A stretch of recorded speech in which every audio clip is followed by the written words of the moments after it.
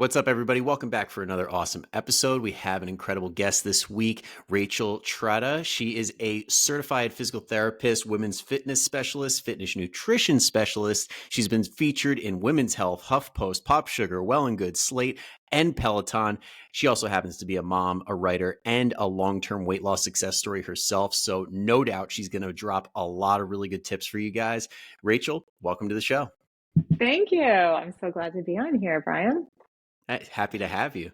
So before we get into, I know we wanted to really cover the big one, which would be like calories, counting them, not counting them, nutritional strategies and things like that. But before we get into that, I'd love to know a little bit about your story, because I'm sure that somebody listening probably started from a similar spot and would really benefit from hearing how you got into fitness, nutrition, and like you said, your weight loss story, how it's been like a long-term success. Where did that start? Yeah, it's interesting in terms of, talking about my story first, because as we get into the calorie discussion and the macro discussion that we're going to talk about, a lot of what I work on with clients and a lot of what my own journey has been shaped around is that long-term maintenance, because, I lost weight a long time ago and I've kept it off. And that's ultimately, I think, what everyone wants is to lose weight and keep it off, not just lose weight. So, yeah, my own story starts more than 10 years ago. I grew up in the deep South in the 90s. So, I don't think that the South is famous for its health food scene. I definitely grew up with, a lot of processed food and a lot of very rich and very fried food. And for me, it was just normal. Like that was the way people ate. It was a big part of my food culture. And also on the flip side, I wasn't really encouraged to exercise either. I don't think that's necessarily true for everyone from my background, but for myself and my personality, I was definitely like the mathlete, not the athlete. I was that kid. Like I did quiz bowl, I did choir. I was not an organized sport. So I Quiz didn't Bowl. really, That's a new one. yeah, I've never heard of that. yeah. Like if anyone's seen like the original Mean Girls, whenever she's on Oh, yeah. the team, like that was my team. So yeah, so like from both sides of the equation in terms of either nutrition or exercise, I wasn't very well set up. And something that I talk about with people now, but it's really true for me at the time, is that you do get bought into an identity in terms of like what your exercise and your eating says about you and like who you are as a person. And for me, I was very heavily invested in being like the smart kid or like the girl who wasn't trying too hard. And then as I got older, like the woman who wasn't trying too hard. I wanted to be like cool about food and, not obsessing about my weight. And that was something that was really important to me. And I think for me, it started to backfire when the actual like health and weight issues started really catching up once I got out of my teens and into my 20s, where I actually at one point just stopped weighing myself because once the scale hit a certain point, and I know there's people who relate to this, it's still going up, but you just can't look at it. You just can't come to terms with what's happening. And for me, the catalyst for change was in my early 20s. I went on an international trip for a month. And a month is not like a super long time, but if you're like eating hard, it is enough time to like make some, negative changes. And it is such like a crystal clear memory to me that I knew I had gained weight because I had to like buy new clothes and stuff like that. And I came back and my then boyfriend, now husband, opened the door for the first time, like whenever I came back. And when he saw me, it was like he couldn't conceal it, that like a look of shock went across his face. And it wasn't unkind, but it was Mm-hmm. just that instinctive, like, whoa moment of like, you look really different. And that was such a change moment for me, where it was like a breakthrough of, what I am doing to myself is not okay. I am not going in a good direction. And even though now, like I coach that your healthy weight may not always line up with a BMI chart and what a BMI chart says is a healthy weight, I still think everyone has a healthy range where they're going to be optimal and where they're going to thrive. And for me, like I was way out of that range at that point. And I think when you have those decision moments, you can either put your head in the sand and just double down. And sometimes people do that where it's you do have a moment of clarity, but then you just don't do anything. But for me, that was really a breakthrough moment where I did start changing things that summer. And, partly because I was in my early 20s, the weight did just melt off. It came off so quickly. And I lost about 50 pounds. And what I like to tell people now is that it wasn't just about weight, it is about like that inner transformation of my identity where I was open to questioning, is it okay to basically like abuse yourself with food and with lack of self-care just because you don't want to be the person who's trying too hard, or you don't want to seem like you care about what you look like and things like that. So it was a really, really big change for me. And then, obviously that sparked my interest in health and fitness.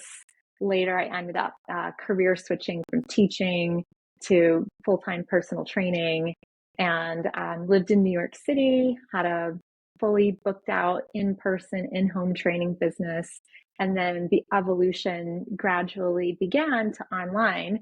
And, we can go more into that story as well. But basically, COVID pushed me fully online in terms of a business transition. And honestly, like I've never looked back. I absolutely love online coaching. Yeah, there was so many good things in there that I cannot wait to dive into a little Okay. bit more because one of the big things that I tell a lot of people that listen to this podcast is that these are the people that we want to listen to because they're trainers that have actually been in the trenches, that have actually done the work, not hmm some people that got a cert and decided to go online immediately and they're like, I train people now. So you hmm actually like know the details of like what goes into actually training people and getting hmm results over a hmm long period of time, which is Yes. something that's becoming more and more rare, it seems like. Yes. So I'm glad that we've got that because another thing that you brought up that I found really interesting is it's almost like the when you said your husband saw you and gave you that look, it was that moment of not shaming, but just honesty of like something's different.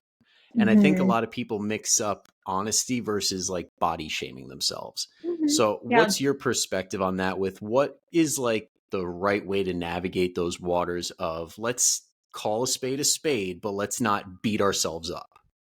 Right.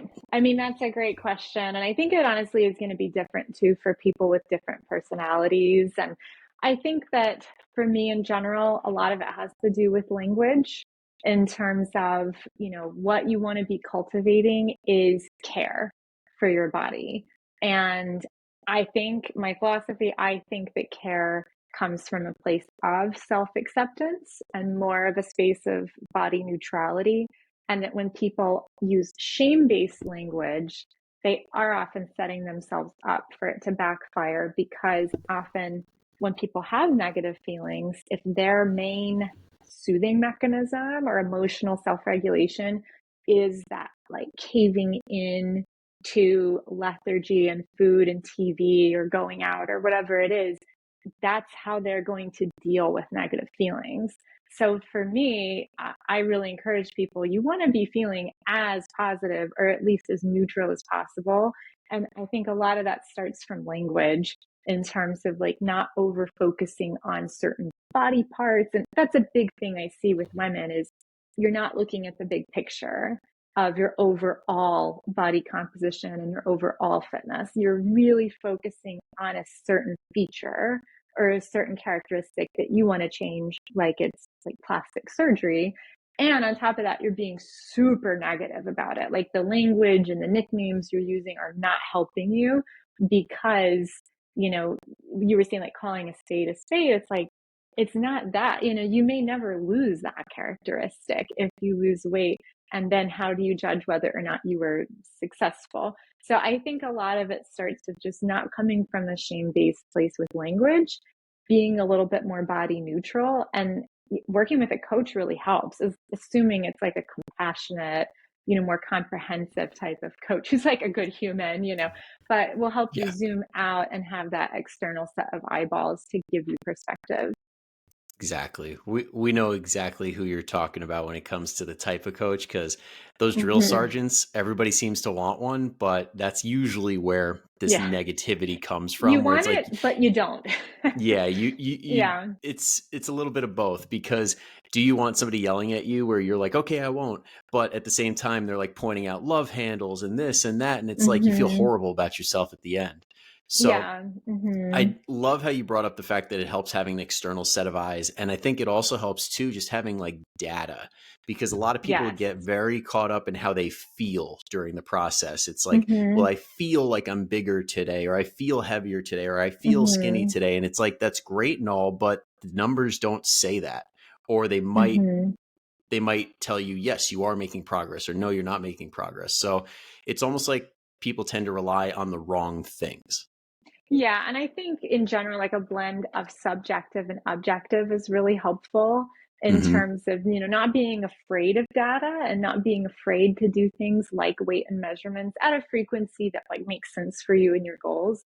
But, to also bring in the experiential thing is not, because I think we boil down the experiential part of it too much to like, I'm feeling bigger today, or versus like energy, sleep, mood. Those are those subjective experiential things that I think are much more helpful factoring in the equation versus like, oh, I feel bigger or smaller today, because that body image is so fluid Yep. that it can change, for absolutely no reason. And for women, it can be related to the menstrual cycle and hormones as well. But sometimes for absolutely no reason, you're just going to be having a bad body image day.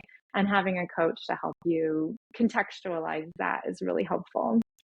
100%, because I like how you said that you kind of have to just almost accept that it's going to happen, because it kind of gets into the Mm-hmm. idea of cognitive behavioral therapy, where it's like this is just part of the experience. You're not Mm-hmm. going to Mm-hmm. all of a sudden wake up one day and be like, I feel fit as ever and I never have a bad Mm-hmm. day ever. Like, I Mm-hmm. think that it's Yeah. almost like this unrealistic standard that people are trying to achieve. Would you agree? Yes. Yes. And well, and in terms of like the end result of, my quote body, composition journey or my body change journey is that it's more of a before and during versus a before and after. I always tell clients that, the journey keeps going once you lose weight. And when you think about, weight loss versus weight maintenance and the number of days and weeks and months you're going to have in maintenance, just a numbers game is like you're gonna have a lot of bad days too. You're gonna have Yep. probably more great days, but you're also gonna have, even with training, there's gonna be times where either you get injured or for no reason at all, you just don't feel like you're making progress. Yeah, And I'm glad you just brought the, up training, yeah, because it's a very, very good parallel here. Like, you have yes, those days where it's like, I'm literally just here to check the box. And that's yes, a good chunk of days. And then there's days yes. where you're like, I'm going to lift every weight in here. Yes, it's like a bell curve. You're going to have a lot of mediocre days and then some fantastic days and some terrible days. And Yep. like the longer you're maintaining and the longer you're consistent, you're going to see that bell curve versus every day just being like a party, that Yep. it's just getting better and better all the time, which is, sometimes how that weight loss journey is when people Yeah. lose a lot of weight. And that is part of the transition to maintenance is the rehabituating yourself to not getting dopamine from weight loss and from constantly making progress, but reframing like how are you getting that positive feedback from yourself, because the scale is really going to level out, so you need a different thing that gives you that yes moment. Absolutely. And we're definitely going to get into that. But let's bring it back a little bit, because I know you said something really powerful before and I don't want to skip over it. How you were mentioning it's like you got to focus on things like sleep, stress, your energy improving, and things like that. Mm-hmm. And I think that that gets glossed over when people start seeing numbers on the scale that they like, and Mm-hmm. they're not reflecting on what got that number. And I know that some people are dead set on saying you got to count calories. You got to figure out exactly how many calories you're taking in. And Mm-hmm. honestly, I find myself in that camp a lot, because I think it's very valuable finding that Mm-hmm. awareness. But that being said, for some people, it's just not right, or it's not a long term strategy. What's your take on like calories, counting them, Hmm. and nutritional habits that you can implement that will make it Hmm. easier, or maybe make it so that you don't even have to count calories? Yes. And the way I coach my clients is kind of a blend because it partly depends on like whether someone is coming in from like very strict, if they're using chronometer and weighing everything, their level of nutrition IQ is better than someone who isn't doing any tracking whatsoever. Then there's kind of more in the middle if someone has been doing Weight Watchers for years. Something like Weight Watchers has a totally different perspective. So even what people think tracking is, how that lives in your life could be different from person to person. And whenever I lost weight personally, I didn't do any tracking. For me, it was mostly, I would call it quality and quantity changes, where I was doing more around like portion control and cooking more, a lot of the basic kind of habits that I wasn't doing.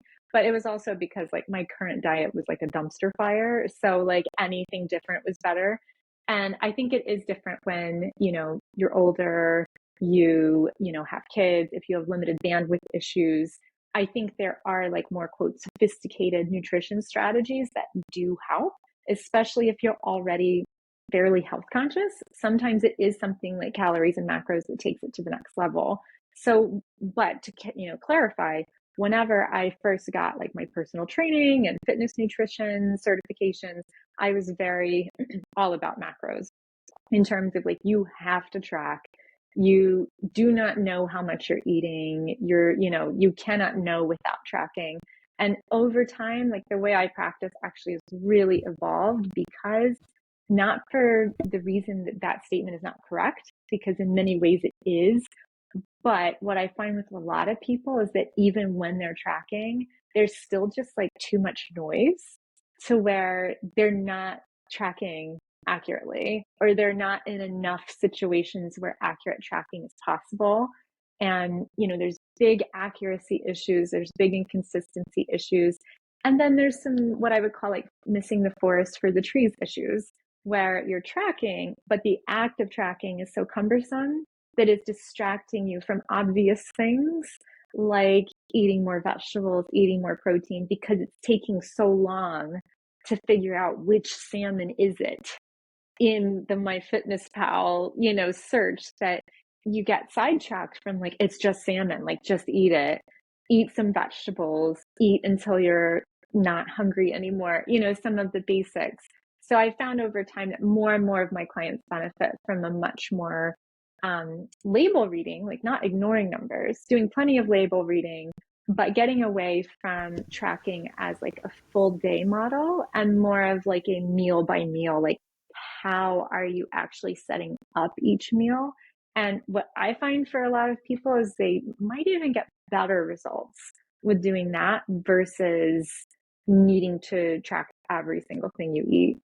Yeah, and that makes a lot of sense because I mean, if we were to take it to the like total extreme, I use this example every once in a while, but when we go to like say bodybuilders, for example, the people that Mm-hmm. usually do the best are the ones that are the most chill, that are like, yeah, I do a little Mm-hmm. bit of this, yeah, I do a little bit of that, and they're so in tune with how their body feels and what is necessary for them that they're not calculating every little thing, and their coach is Mm-hmm. telling them just to add a little here, add a little there.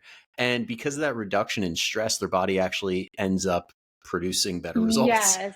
Like just the mental stress, I think Yeah. we really underestimate, especially if there's a perfect storm of like they're not very tech savvy, their nutrition IQ isn't very high, a lot of, they have a stressful lifestyle where a lot of the foods aren't very trackable. It's just going to be frustrating for them, and they're probably not going to see good results from it because, and your listeners know, you will end up tracking the things that you feel in control of. And Exactly. whenever people do that, they often shrink down those meals even more, where they're taking like a perfectly fine, let's say 400-calorie breakfast, but because they can track it, they're making it even smaller and more perfect, in Hmm. big air quotes for the non-video listeners. And then there's these other glaring spots where they can't track, but if they don't have those soft skills around food, that's where literally all the calories are hiding. But meanwhile, they're even more predisposed to overeat at those times because they're running hungry from the other meals that are getting just tinier and leaner, as time goes on. Yeah, because if we're being honest, like everybody knows what we should be eating. It's like Right. we all The kind of have an basics. idea of Yes. like what will get us in the right direction. The problem is the execution. So if we can figure out what Hmm. that problem is, that usually opens up the door to progress. Absolutely. And it Yeah. also depends on like what kind of challenges the person's facing. If Hmm. is it someone who's a working mom or a stay-at-home mom?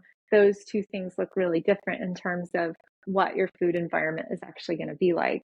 So, I think that focusing more on meal composition helps people to not only be more thoughtful about like real nutrition IQ, which is like food groups and portion sizes, which sometimes tracking actually doesn't educate on.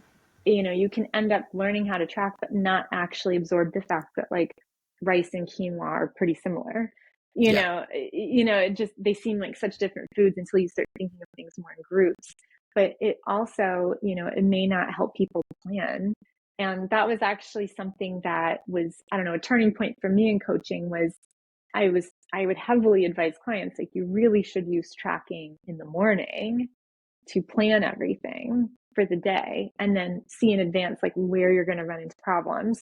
And I think that is like a really useful tool, but it did get me thinking like, well, what if you just planned your day? You don't necessarily like need to know all the numbers if you're just planning. And, for most people that can make a huge difference because it's just the action of thinking through. Even if Yep. the macros aren't perfect, just thinking through is what makes a radical improvement. And it's interesting that you bring that up because a lot of times when we talk about success, like success leaves clues. It's kind of like Mm-hmm. when professional athletes are so great, but they think it's because of this like random routine or this like Yeah, like superstition a that they have, t-shirt. but it's actually Yeah. because they do the basics so well. And a lot of times with Mm-hmm. calorie counting, it's almost the exact same thing. People are like, yes, I'm hitting all these calories, which is true. It's going to have an effect on your body. But the big rocks are the planning, are the Mm-hmm. decision fatigue being eliminated because you're Portions. not Mm-hmm. stressed out when you're trying to make this food decision. Mm-hmm. Mm-hmm. Yeah, like not having to pick from the whole universe of foods, but just thinking like where on the plate, like what's my starch, what's my protein. And I always tell people, big veggie, where's the big veggie or the fruit, and then a little bit of fat. And of course, when you're dining out, it's like the quote rules are a little different because of the way the meals are composed. But those are the basics. And you can really take those on the road and not be overly literal about it and it still have a huge effect on your body composition. Absolutely. Absolutely. Now, when it comes to I know we talked about a lot of nutrition stuff right there. When it comes to the training side of things, Mm-hmm. when you work with somebody who is, or let's go actually back to your journey. Like, I know that you are a mom of a very, very adorable daughter. Thank you. What exactly did you do when you came back to fitness? Like, I know there's a lot of moms that are postpartum that Postpartum. Mm-hmm. are very slow to get back because their bodies are either not letting them or their Mm-hmm. doctors have advised them no more than 10 pounds. What was your experience like with all of that? Oh, it's so interesting you would bring that up. So I had kind of a unique experience in that even if I was projecting, like if I were planning my own postpartum experience over, it would be different because I also got pregnant during the pandemic. So, and I actually, it wasn't during, it was like right before. So it was just as, that first trimester was ending, which is when most people, surprise. And now it's like that was the week literally that everything shut down. So, that was the worst time. So I had no gym, no anything for like the entire pregnancy. And then even at the time, things were still super dicey in probably like the first 3 to 6 months of her life in terms of like the cultural norms were still like everyone was masked everywhere. You didn't do anything really extra. You went to like grocery stores and that was it. Like we didn't take, her out to dine out or anything. So for me, my fitness journey was different just because my normal level of fitness actually decreased just because I was no longer training with a barbell. I wasn't training with heavier weights. all of a sudden it was like I only had what I had at home. Like I had some free weights, I had some sliders, but I think in terms of what did go well that I would always advise people to do is that I stayed fit during pregnancy. So I walked tons, but then I also did do strength training. I, used what I had at home. And then the same thing afterward. The main tip I would give to anyone postpartum is you really should see a pelvic floor physical therapist because they will help you in a personalized way build those foundations back for movement and for pelvic floor strength. But honestly, what any pelvic floor PT would reinforce is a lot of walking and then, just that gradual return to exercise. And then also, I would say, like, not being in a total panic to lose all of the baby weight immediately is something else that I would advise because it's like having a major surgery or a major injury where you need a certain amount of calories to just recover, to do the new tissue formation that you need to do to have your pelvic floor strength come back, which will ultimately help you come back just fine and stronger and better than ever. But you can really shoot yourself in the foot by being like in a race with yourself to, bounce back as quickly as possible. Yeah, I'm so glad you brought that up because it seems like the in thing is like these celebrities who have a baby and then it's like Mm-hmm. a month later, it's like they look like they never had a baby and you're like, what the hell Mm-hmm. happened? And they get Right. praised for it. Meanwhile, most moms don't have that experience. No, and I would say the most important thing to focus on is the return to exercise because there's so much focus on the weight loss part of it.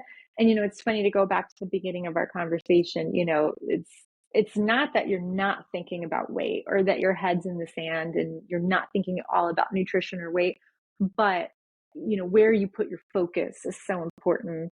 And I think that building that strong foundation of a return to exercise and even more so like not waiting because I think that's some of that gray area where you'll even get professional advice to not exercise in the first 6 weeks or what they mean is like don't go start training for a marathon.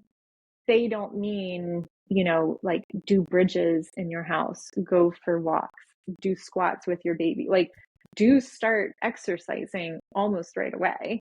And then you'll be amazed at how much at that 6 week mark, the 12-week mark. And then, of course, there's a big plateau where then you improve very incrementally for like another 9 months. But then at about like 12 to 18 months, you really do, you're yourself again. You feel very, very normal. So if you can, do the thing of, what is it? Practice slow to progress fast. Yeah, I can't slow is remember. smooth Yeah. and smooth is fast. Yeah, slow is smooth and smooth is fast. I couldn't remember what it is. Yeah, like if you do that postpartum, the retrospective time goes by in the blink of an eye. Like you can't believe like once you're 12 to 18 months postpartum, it feels like no time. It's just on that front side of the time, it feels like a long time to think, oh, I have to wait that long to feel, totally like myself, but it really does pass in the blink of an eye. Yeah, and I'm glad that you said that because I think a lot of people think when their doctor says, "Hey, don't exercise for the first X amount of weeks or don't lift this much Mm-hmm. weight," it's not because like they generally don't want you to exercise. It's what's called a CYA statement, cover your ass, which is Yes. basically they want to Yes. protect the people that are going to be That dumb are and are going to going, go yes. run a marathon, the people that are going to go into a CrossFit class that are going to Mm-hmm. like burn the bridge and just destroy their body and Mm-hmm. end up back in the hospital. Now, Absolutely. if you're following what your body's giving you, if you're getting those steps in and not going crazy, if you're lifting a lower percentage of the weights that you used to lift, like Mm-hmm. Claire Tiatumi comes to mind because people were like losing their minds when she was lifting pregnant, but she was doing like 30% of what she's Based on capable of. herself. Right, Yeah. right. If you Mm-hmm. follow that Mm-hmm. protocol, you can get back to play or back to where your fitness levels were a lot faster without increasing injury risk. Mm-hmm. Right. Well, and honestly, I've written a lot about the postpartum period in terms of exercise, and the biggest risk for most people is not exercising. For most people, that's a much bigger deal is that they're just not going to exercise at all. If you look at how many Americans are actually meeting physical activity standards, And then on top of that, like the actual challenges of the postpartum period to exercise, and then layer on all of the like body image and weight loss pressure. And often, you have women who feel pressure to lose weight, but they're not doing any exercise at all. So even things like going for walks or lifting light weights would make a huge difference in someone's, I mean, short-term and long-term outcome. You don't even have to wait that long. And I know Yep. for me personally, it was, like I was sort of one of those people where like a week or two later, like I kind of looked like myself. Like you wouldn't look at me and be like, oh, she just had a baby. But for me, like in terms of my fitness, it was that slow progression of like, I remember going back to the gym a few months after she was born. It was like I couldn't do a single pull up. And pre-pregnancy, I'd been able to do pull-ups, and it was kind of crushing to feel like, even though I had kept fit, that I had lost that strength. But then it was like fast forward, I had no problem rebuilding everything. Now it's like I probably am literally stronger and faster than I was before. Yeah. And one of the things that comes up a lot is the concept of muscle memory, because we know it's a Mm-hmm. thing, but we don't necessarily have all the studies or whatever to show that, hey, this is why this happens or whatever. But Mm-hmm. when you get back to doing things that you did prior, like muscle memory happens. It's easier to get back into shape than it is to get into shape in the first place. Totally agree. Yes, like those neural grooves are very important. And I think part of it too is like there's the neural grooves for movement, and you can be very literal about it in terms of like getting in the reps with exercise. But then there's also just those like habit neural grooves of getting in the reps of actually going to exercise, of doing the actions of like what do you have to do to exercise? Get up earlier, lay out your clothes, all that stuff where even those neural grooves start working better if you do it more often. And ultimately, that's often what paves the path to success is that habitual quality versus the like 0 to 60 time to get in shape, Yep. approach. And So, I'm yeah. glad you brought up the whole concept of neural grooves too, because what people don't seem to realize is like the benefit of repeating workouts, the benefit of repeating exercises instead of Mm-hmm. doing these group Mm-hmm. classes where you do new stuff all the time, over and over again. Mm-hmm. And that concept of building that neural bridge and learning the movements is so, so undervalued. Mm-hmm. When you program for Absolutely. people, how often would you say that you change it up for them? So typically what I do, I mean, I'm balancing like how technical I'm gonna be in describing it. They're basically in 6-week cycles. Hey, They're same getting here. fairly, yeah, it makes sense. You're getting fairly repetitive workouts, but I do it in like a week A, week B, week C wave. So you're not literally doing the same thing every time, but you're going to be seeing, oh, excuse me, that clot. You're going to be seeing a lot of the same stuff pop up over and over, where it's like every Monday looks pretty similar. Yes, there's some different exercises, but then after 6 weeks, you really hit refresh, and then there's those new A, B, and C waves of, weeks of training that again, like you're progressing the same movements, but things are advanced, things have maybe a little bit more variety. But I think people really underestimate that the variety is not terribly important versus, like the repetition. You how do I say this? You want just enough variety to make it interesting enough for your personality to actually keep doing it, because you Yeah, don't need that much variety from an exercise stimulus point of view. So, you just want to make it enough, interesting that you stick with it, basically. exactly. And to try and put a really weird attempt on an analogy here, I think a lot of people when they are doing exercises, to put it in perspective, it's kind of like they're barely squeezing the juice out of the orange. They're like figuring out what's the best way to put my Mm-hmm. hand on this thing. And then by the time they figure that out, onto a new exercise. When if they repeat Yeah. it, they would Mm-hmm. squeeze and get some juice out of it. And then next week, squeeze a little bit harder. And people just aren't getting the juice that they should from each Mm-hmm. exercise. Yeah, and I also think it's the difference, and I talk about this with clients all the time because, like, the demographic of clients that I work with, most of them love fitness classes.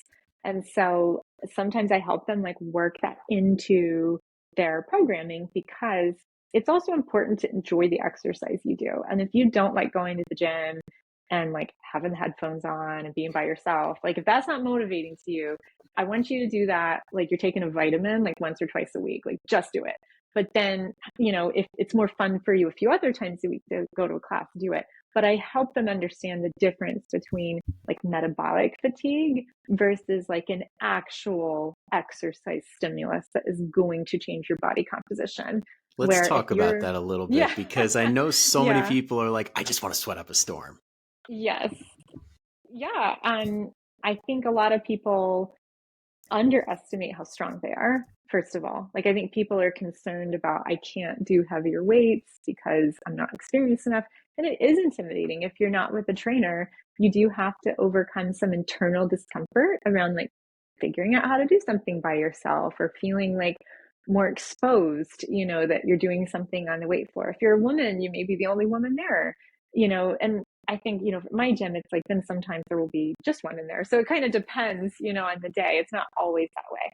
But it's so important, especially after you're over the age of 35 or 40, that you are going to start having sarcopenia. You are going to start losing muscle unless you start lifting heavier weights. And it doesn't mean that you have to compete for like a bodybuilding or a powerlifting competition, but you do need to start doing heavier resistance training for your body to actually get the message like, hey, she means business. You need to put on some muscle. And again, you don't need to be doing it 5 times a week. You can still mix in classes that you like. But the thing is, a lot of those classes, you may be holding weights, you may be using weights, but you are mostly doing cardiovascular exercise. It is maybe just what you would prefer to like running or something, but it is not really a replacement for actual strength training. Absolutely, because it really comes down to progression and lifting heavier over time. Mm-hmm. Because I Mm-hmm. know for anybody that hasn't checked out the previous podcast with Robert Linkle, he touched on the exact same thing, saying if you want to be good to go in your 50s, you got to train in your 30s. Like if you want to be good to go in your 70s, you got to train in your 50s. It's about getting ahead of the game and doing the work so that way you can get to the point where you want to be and not have to feel like you're starting at square one when it's already a Mm-hmm. problem. Well, because that process does accelerate. It just starts when you're in your 30s and then it picks up speed as you age. And then, around 60 or around menopause, then it really starts picking up. So it's better if you can stay ahead of it. That being said, there's plenty of people who don't start early enough. But, you can even do things like reverse changes in bone density after menopause with strength training. So it's also like the future is bright if you start. Like the right time is now, regardless of how old you are. But yeah, just being to tie back to what you were saying about strength training, that people often equate being out of breath with a good workout. And I often will clarify with people that you may not actually feel out of breath from effective strength training, and that, out of breath is a cardiovascular thing. It's not a strength training thing, and that you can have a great workout and not even break a sweat because it's about what your body is doing in the next 2 to 3 days, not how much you gave on the gym floor. And It's to bring it full what, circle, yeah. it's not about how you're feeling. It's about the numbers and how we're Mm-hmm. Yeah. producing and what your body is giving you. Yes. And I think being more methodical, just to, tie in the consistency thing as well, is the problem is you can't be methodical if you're not consistent. And so that consistency piece is so important, whether we're talking about nutrition or training, that if what you have is a bunch of random things, you can't see patterns. Like you don't know exactly what the person is doing. And that's why, like in my coaching, I will always tell clients that, the exercise is a non-negotiable in terms of like, we will collaborate on what's the best frequency for you, what's actually going to work. Are you more of like a 20 minutes at home or an hour at the gym kind of person? The specifics aren't so important. But then once we decide on it, you have to do it.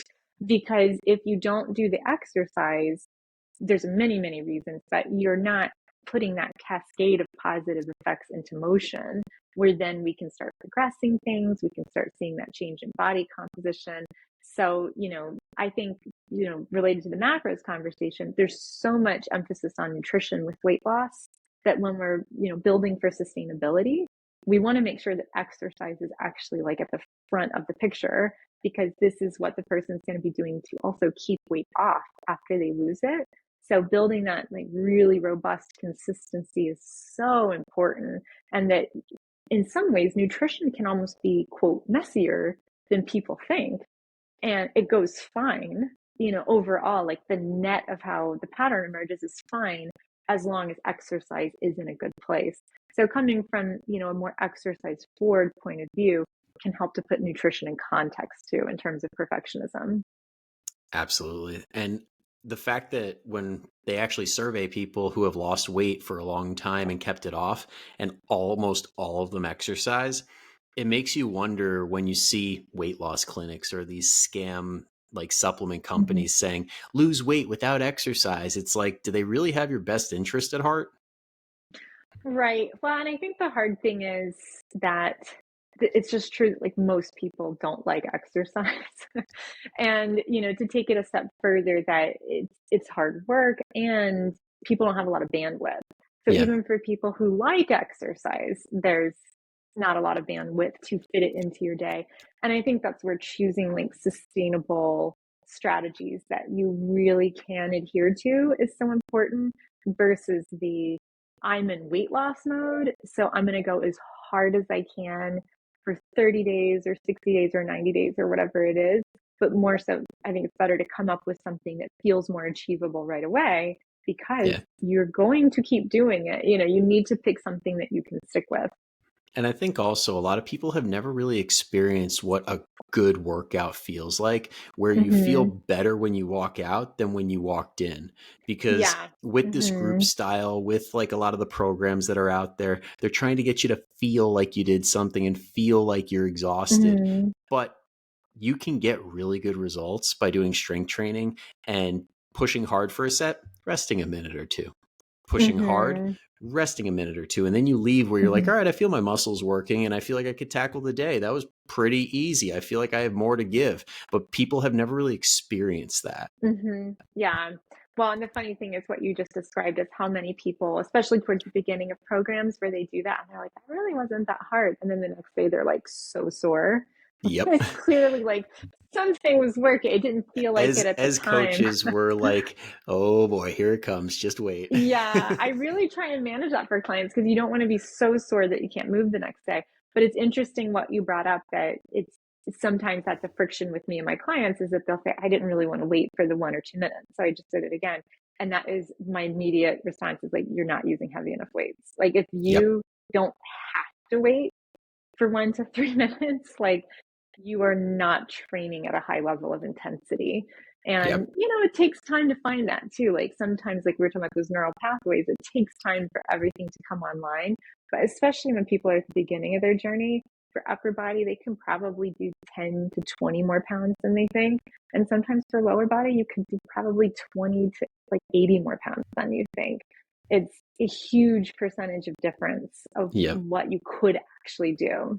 Yeah, I know where I used to work at, we had two sections. We had a turf section and then like a weight section. And on the turf, Mm-hmm. we ran these group style classes, which were more cardio based, kind of like this stereotypical like group class. And then on the other side, it was more small group, like lifting heavier, taking the proper time. Mm-hmm. And people would literally go to the turf side and be doing deadlifts with like 22, 35 pounds. And then they'd Mm-hmm. go to the other side the day after and lift 100 pounds. And you're just like, Mm-hmm. huh, Yeah. so you're a Mm-hmm. little stronger than you think you are. And they're like, yeah, it's easier when I'm not out of breath. Yeah, don't chase the burn. Yeah. Yeah, that's very important in terms of actually doing something sustainable and like in an area where the results speak for themselves. And that's the thing, is you have to be patient, that like you will probably have more of that buy-in once you see the scales start to go down or your measurements start to go down, but it might take 2 or 3 weeks for that to happen. Yeah. So, you have to stick with it for a few weeks and let things start to really change your body. I'm glad you brought up the measurements because that's a big thing that is repeated on this podcast too. Because honestly, some people will respond really, really well to strength training to the point where they're putting on muscle and burning fat Hmm. almost at the exact same time to the point where the Yes. scale does not budge. Now, how do you Hmm. like to navigate that when somebody's like, this scale isn't doing anything? My clothes fit better, Yeah. but what the hell? Yes. Well, and it definitely depends because the measurements are providing this really key piece of information because I do have clients like that where they're really hypertrophic. So they are picking up weights and they're putting on muscle. But I have a client like this right now. In the last, I think it's a month and a half, maybe she's lost like 2 inches off her waist, but she's only lost like 3 pounds on average. But, when you run the numbers, it was something like, she had probably lost 8 pounds of fat and had gained 5 pounds of muscle, which is, it's an estimate. That would be like super fast muscle gain. So it's probably a little off, but the measurements tell a huge story about what's happening behind the scenes. Where if your deficit isn't huge, and that's the other thing is like if you're in a deficit, you're definitely going to lose weight. So just for clarity, like if you're not losing weight, you're not in a deficit. But I also think that when people hear that, they hear it as like a challenge of like, oh, like I should get in a deficit. And then it's like, wait, hold on.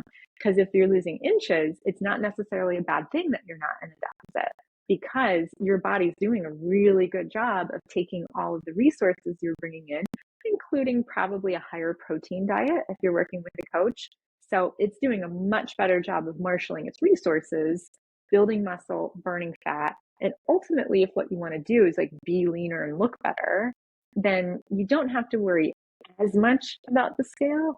And even for myself, I tell people that initially I lost 50 pounds.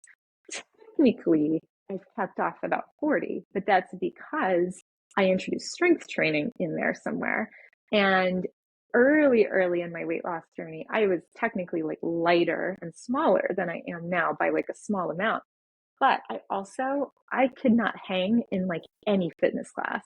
Like I would just be like dead. I mean, I could go to like a bar class and I just would be ready to like throw up. Like my endurance and my strength was like so poor. And now I feel like I can go to anything and be fine, by any standard. I'm very strong, but it's like I have this one dress that I've had for 10 years and it's like I still fit in it.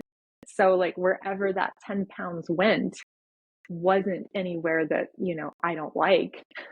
Yep. So, I think it's very important to remember that, the scale is just one data point. It's a very meaningful data point, but it only makes sense in context. If you're also doing measurements, you're also doing photos, you're sensing how your clothes are fitting. And then again, like you said, getting out of that, I feel big or I feel fluffy up and down body image, but actually like giving yourself enough time to establish trends of like, on average, this is how I feel.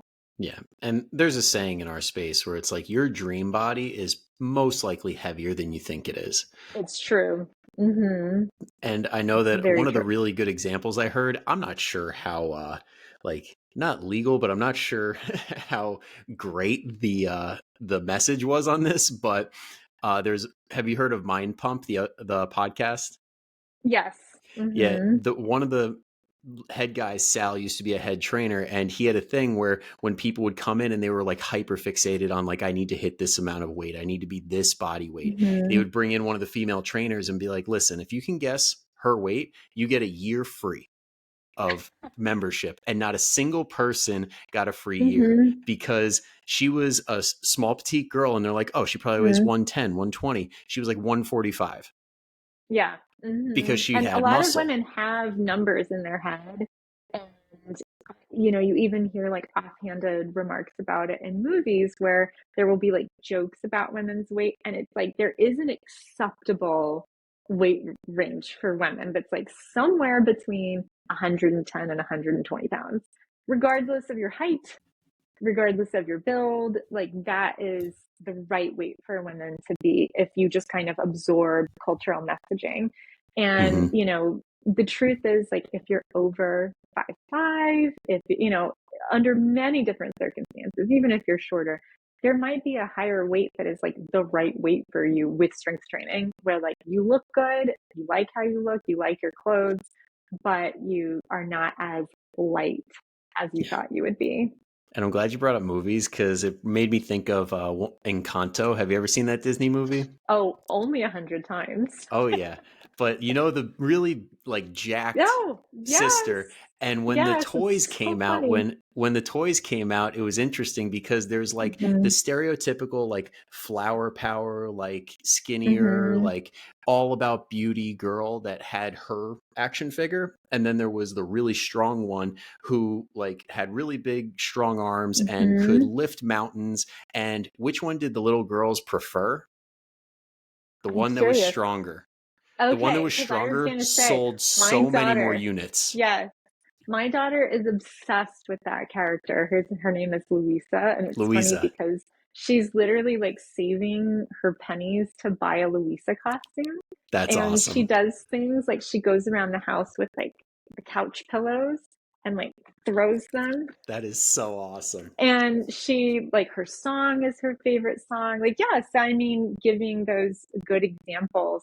And I mean, that's a whole other topic is the idea of, when you're dieting, when you're losing weight, like if you have children, because I know that your main audience is moms, is like, Yeah. what messages are you giving to your kids about weight and about like your own body and what is that transmitting to them is so powerful too. And I absolutely love hearing that Louisa was the more popular because I didn't know that story. I thought maybe it was Yeah. just my daughter. That's so funny. Well, because I think it's ingrained in us that everybody wants to be that person that could lift mountains, that is strong, that like is useful, that people look up Mm-hmm. to. And I think that Mm-hmm. unfortunately a lot of people grew up in an era where it's like heroin chic or Oh, thin these, was in. yeah, Yes. thin being in, Mm-hmm. and it just twisted how we naturally think about things where it's like, oh no, this is what society wants, so I got to get smaller, smaller, smaller, smaller, instead of Mm-hmm. I want to get stronger and be a badass version of myself instead of just Yes. fading away and not taking up space.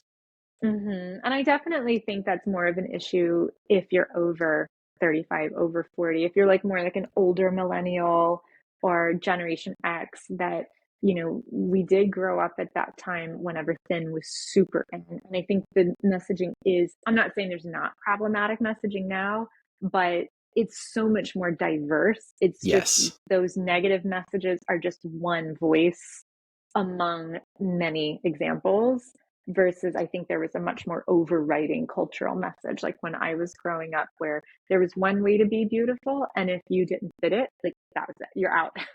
Yep. Good luck. Yep. And I know that especially in gyms now, it's so much more common to see women on the powerlifting platforms and Mhm. lifting the dumbbells and lifting the barbells.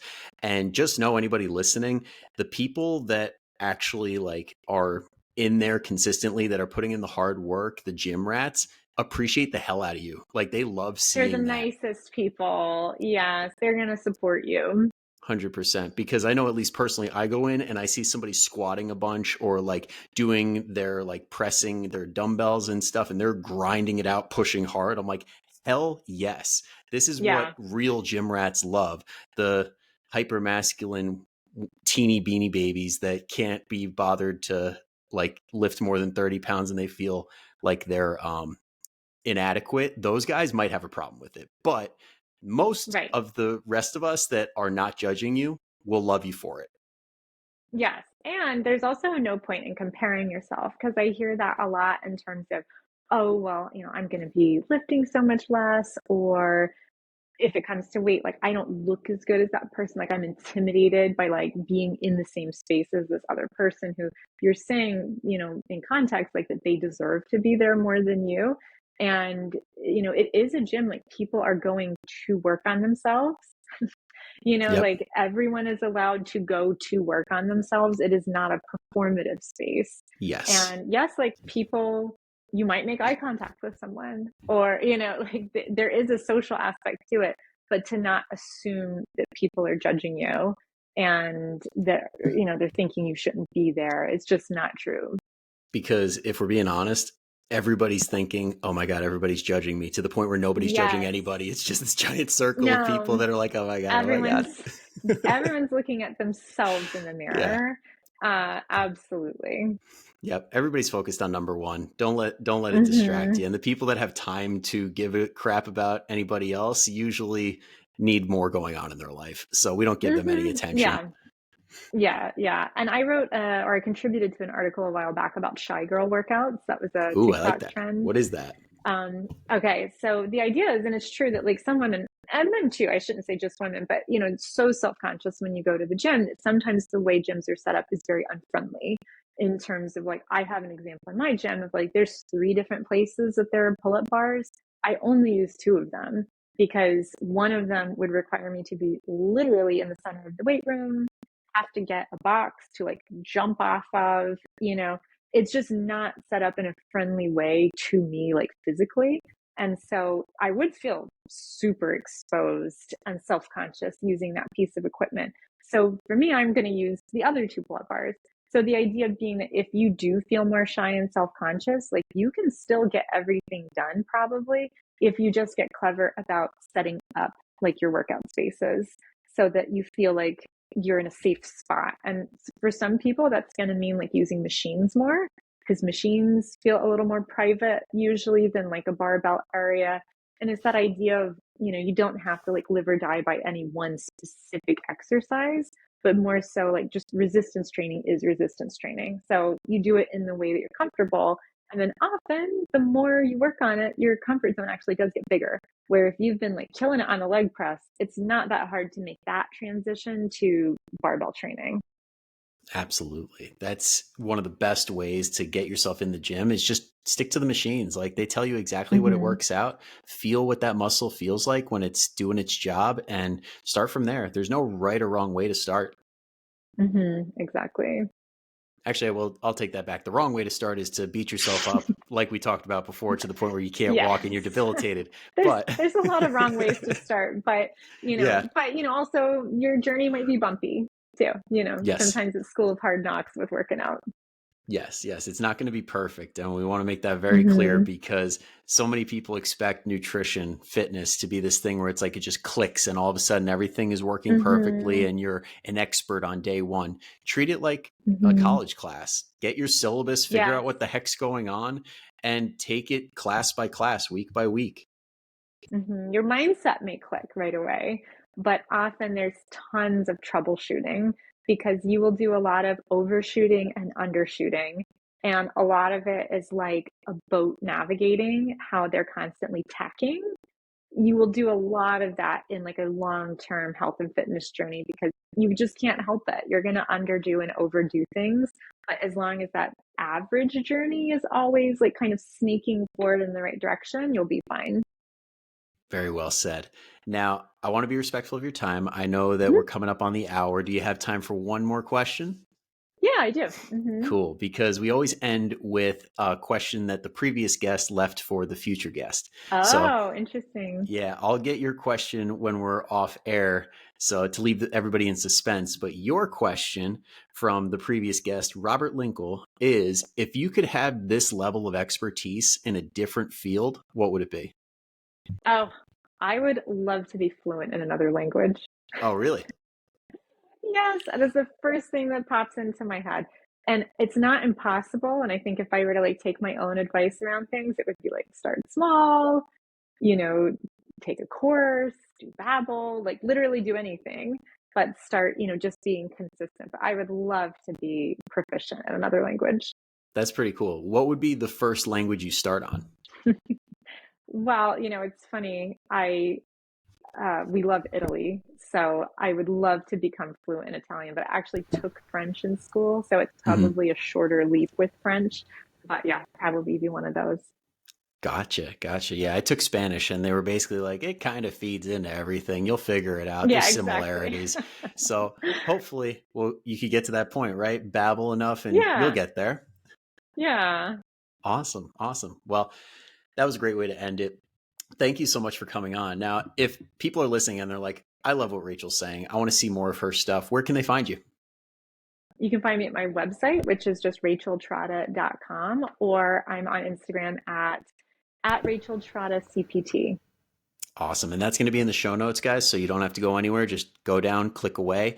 And as a thank you for listening in and Rachel doing her thing and leaving us so much good stuff, if you guys have some part of this podcast where you're like, oh my God, that is exactly what this person needs in my life, that one person, you got them on your mind, go ahead and send this episode to them and be like, you got to listen to what Rachel said. This is going to help you out so, so much. Okay. And they'll love you for it. We'll love you for it for sharing the podcast. So thank you in advance. Other than that, hope everybody has an amazing rest of their week. I'll see you guys next time. Until then, go kick some ass. See you later.